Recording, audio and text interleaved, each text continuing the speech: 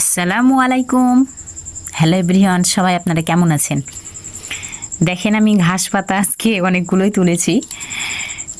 ফুল নিয়ে এসেছি, এরপরে হচ্ছে অনেকগুলো গাছের পাতা এনেছি।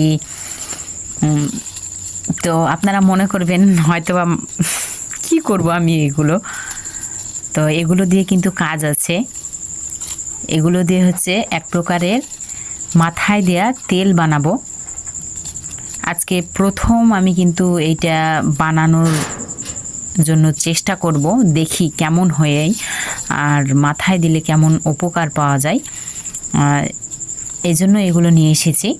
যাই হোক, বানানো কমপ্লিট হলে অবশ্যই আপনাদের সাথে আমি শেয়ার করব, কিভাবে বানাচ্ছি এটাও শেয়ার করব।